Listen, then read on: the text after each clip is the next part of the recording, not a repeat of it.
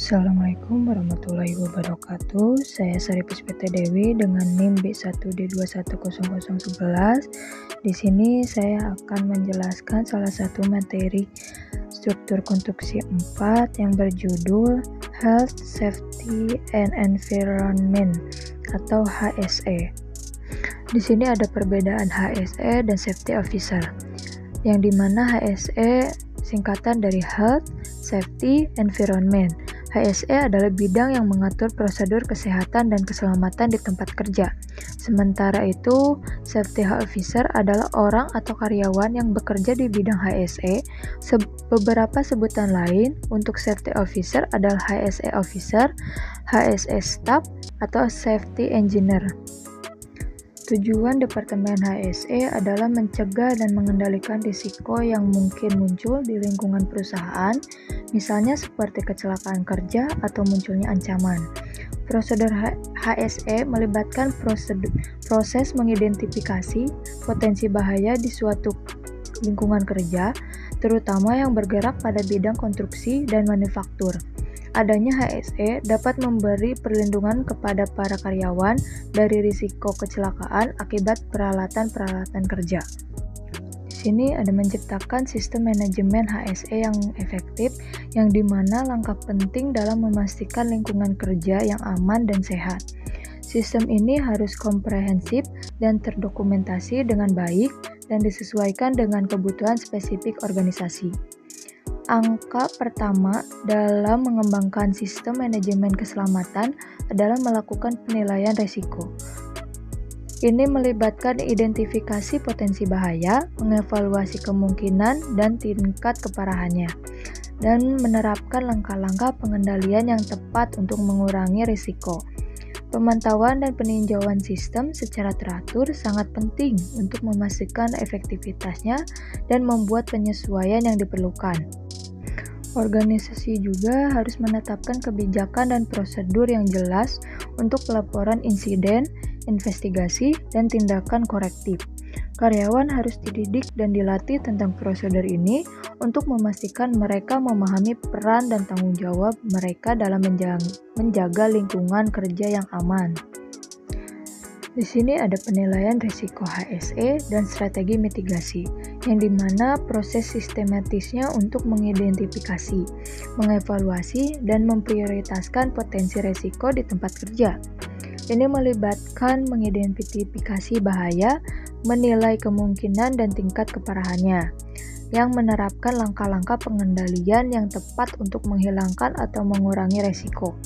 Ada berbagai metode dan alat yang tersedia untuk melakukan penilaian risiko, seperti identifikasi bahaya, analisis keselamatan kerja, dan audit keselamatan.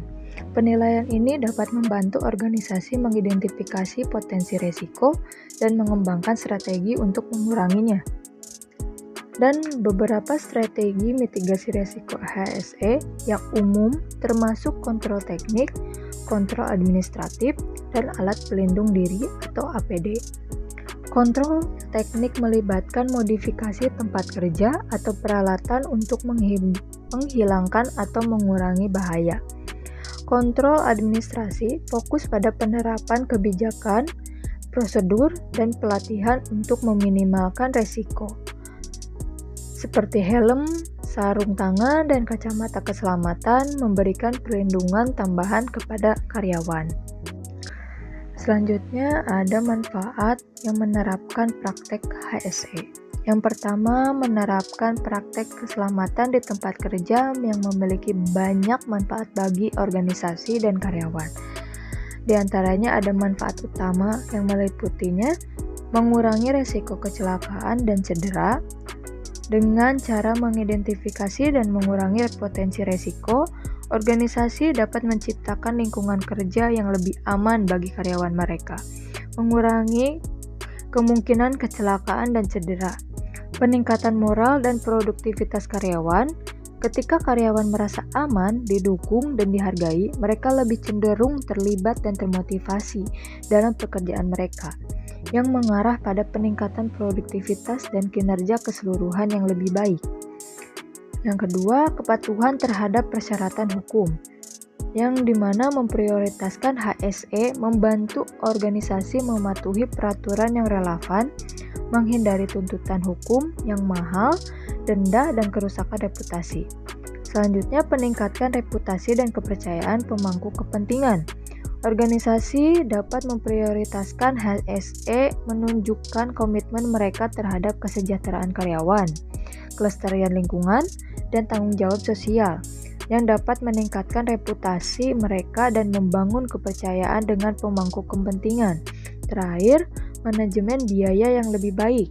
Dengan mencegah kecelakaan dan cedera, organisasi dapat mengurangi biaya yang terkait dengan biaya pengobatan, premi asuransi, dan klaim kompensasi pekerja. Selanjutnya ada contoh program kerja HSE. Yang pertama, pemeriksaan peralatan HSE. Salah satunya yaitu kegiatan pemeriksaan alat-alat untuk kebutuhan pelaksanaan kesehatan dan keselamatan kerja. Ini biasanya dilakukan untuk perusahaan dalam bidang manufaktur yang memanfaatkan peralatan berat. HSE Officer bisa memberikan tanda keamanan pada alat tersebut selama periode tertentu. Namun jika masa waktu itu habis, maka perusahaan wajib melakukan pemeriksaan kembali. Adapun pemeriksaan HSE adalah seorang ahli khusus dari perusahaan jasa keselamatan dan kesehatan kerja atau PJK3. Yang kedua, tanggap darurat. Contohnya dari HSE yaitu program tanggap darurat. Kebijakan ini digunakan sebagai pencegahan keadaan darurat seperti kebakaran, bencana alam, kecelakaan, dan semacamnya. Dalam hal ini, pelatihan sumber daya manusia beserta peralatan memadai pun sangat berperan penting. Yang ketiga, ada pelatihan HSE. Salah satu contohnya juga sering menjadi program utama di perusahaan. Kebijakan tersebut ditujukan untuk memberikan pemahaman serta meningkatkan kompetensi para pegawai sesuai standar operasional. Misalnya, pengenalan bahaya kimia, penjelasan alat pelindung diri, dan lain sebagainya. Yang terakhir, penempatan program kerja di antara perusahaan dengan karyawan merupakan hal penting dalam HSE.